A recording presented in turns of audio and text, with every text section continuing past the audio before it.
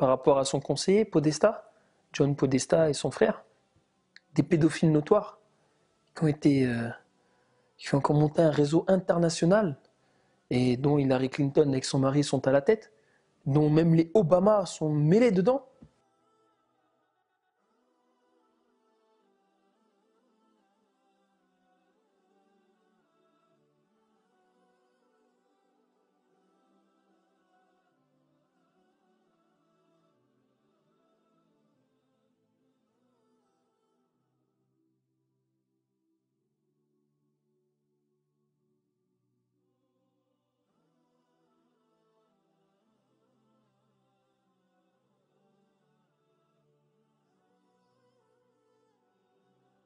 It became a major story weeks ago when an armed man decided to investigate a D.C. area pizza place for himself. This man right here, he carried a rifle into a pizza parlor and then fired it at the floor. Media is telling you the entire story is a hoax or fake news. But what does that even mean? I spent the last month investigating. So what exactly is Pizzagate? And are there any actual facts to support the story? I've got to warn you, what we're going to talk about tonight will be disturbing to some people. But this is a reality check you won't see anywhere else.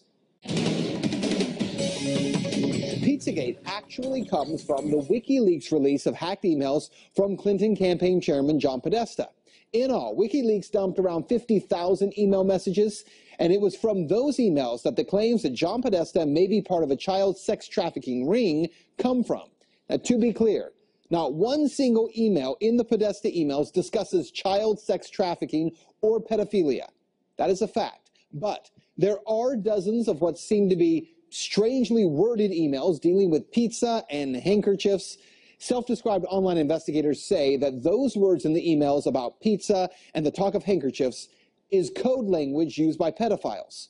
So how did a DC pizza parlor get pulled into the story? Well, again, read any mainstream report and they indicate that Comet Ping Pong Pizza was somehow linked to this fake story and has no relation to anyone involved. But the truth is, that's not true either.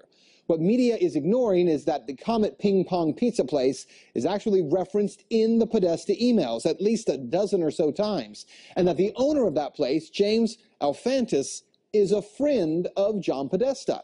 He was actually named, this is kind of strange, by GQ magazine as one of the top 50 most powerful people in Washington. Yes, we're talking about a pizza parlor owner. Now let's talk facts here. There is no solid evidence that Comet Ping Pong Pizza is being used to run a child sex trafficking ring.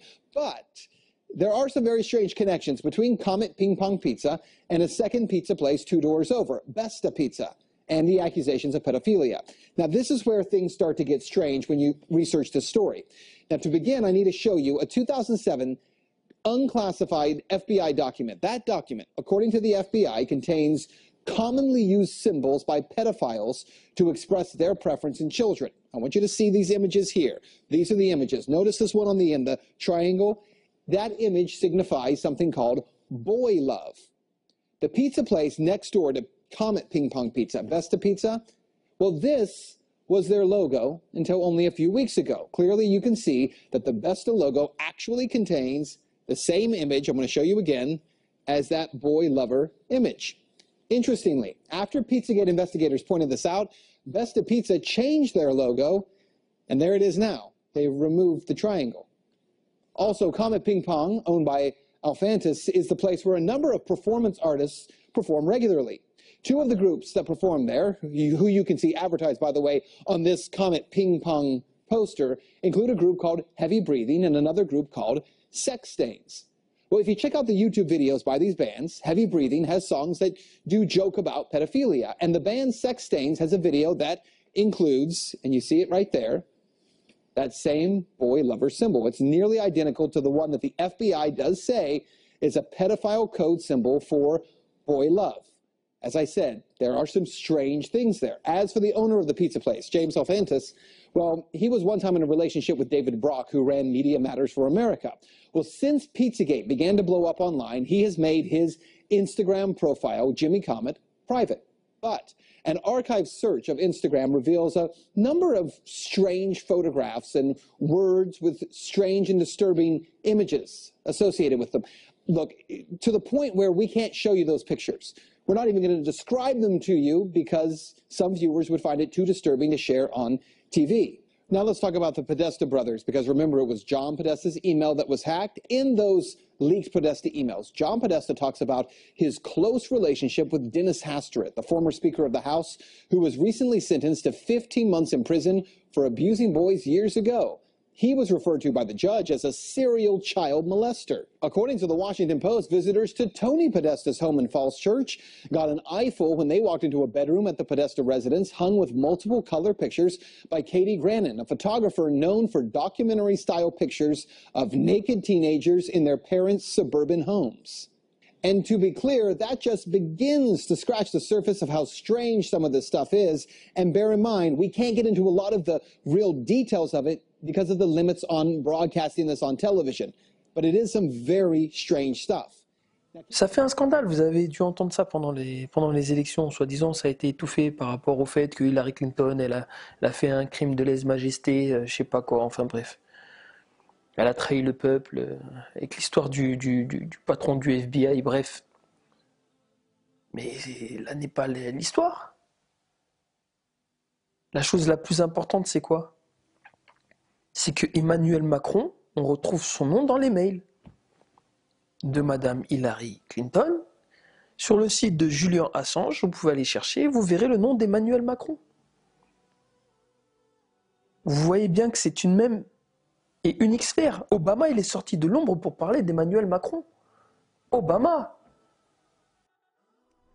I've always been grateful for the friendship of the French people and for the work we did together when I was President of the United States. I'm not planning to get involved in many elections now that I don't have to run for office again. But the French election is very important to the future of France and the values that we care so much about. Because the success of France matters to the entire world. I have admired the campaign that Emmanuel Macron has run. He has stood up for liberal values.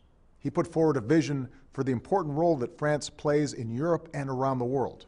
And he is committed to a better future for the French people. He appeals to people's hopes and not their fears.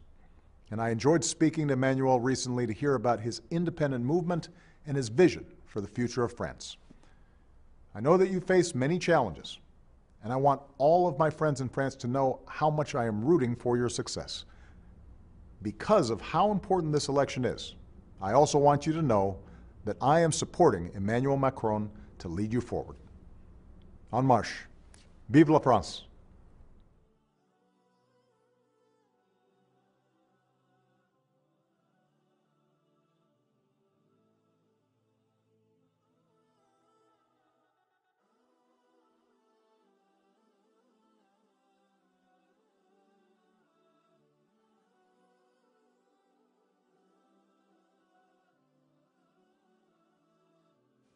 La chose dont vous n'avez pas encore pris conscience, c'est que vous avez tous entendu parler de l'affaire Roman Polanski.